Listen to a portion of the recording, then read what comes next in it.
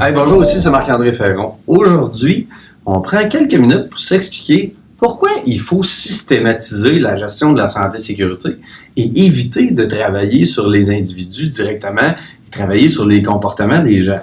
Chez vous, probablement que vous avez un monsieur qui travaille dans un département X, que ça fait 25 ans qu'il est là. Gilles est contremaître du département d'expédition.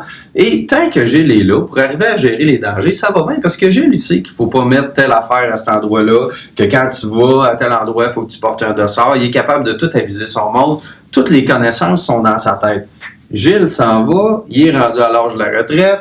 Quand il s'en va, qu'est-ce qui arrive? On n'est plus en contrôle pantoute.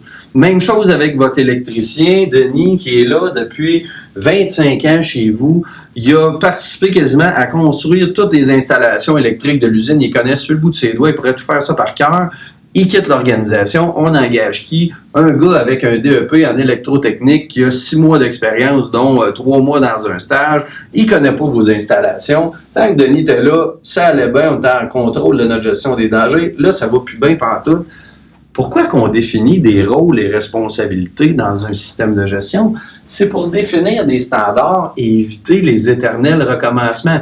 On définit des rôles et responsabilités aux gens. Il y a quelqu'un qui quitte l'organisation. Qu'est-ce qu'on fait? On y enseigne ses rôles et responsabilités. Cadenassage, espace l'eau, travail en hauteur, travail à chaud, inspection des lieux de travail, enquête, analyse, accident. Toutes ces activités-là de prévention qu'on retrouve pratiquement partout doivent être définies dans des standards, intégrés dans des programmes d'accueil, programmes de formation, dans des programmes d'audit pour éviter qu'on échappe ces activités-là. Donc, selon un calendrier déterminé, on va aller auditer chacun de nos programmes qui composent notre système de gestion, notre programme de prévention, pour s'assurer qu'on ne les échappe pas et que, de manière continue, on va trouver des écarts, on va réduire les écarts et on va voir les performances de l'organisation s'améliorer. C'est quoi l'amélioration continue en matière de santé et sécurité?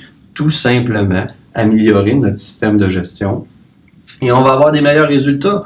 Donc, super important, c'est pareil comme dans une pièce de théâtre.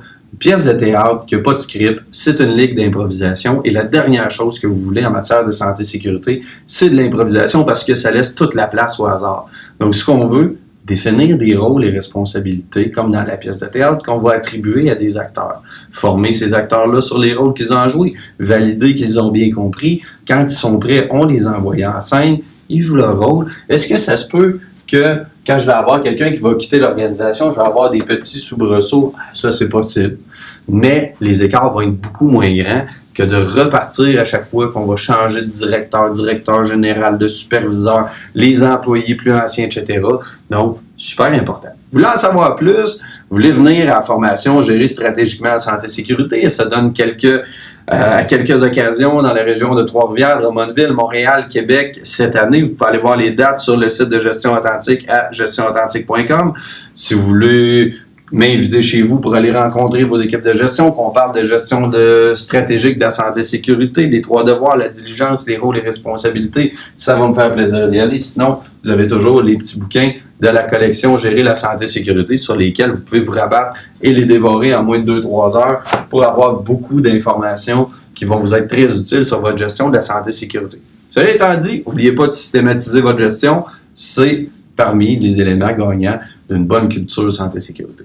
Je vous remercie beaucoup et bonne fin de journée.